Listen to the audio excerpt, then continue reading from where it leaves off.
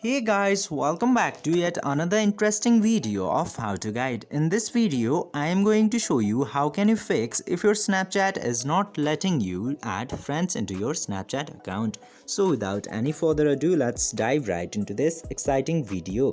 Now, before going into the solutions, first let's know about why Snapchat is not letting you to add friends into your Snapchat account. There might be two main reasons for this problem. The first one is that you have too many friends to add new friends. In this scenario, just simply go to your Snapchat profile or chat section, and from there you can check your friends and try removing the inactive friends, and after that you can add new friends into your Snapchat.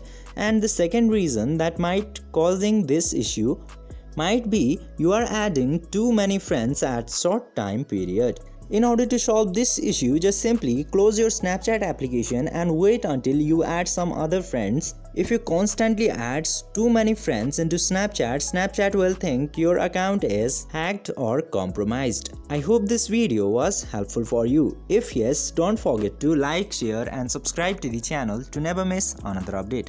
Thank you for watching the video.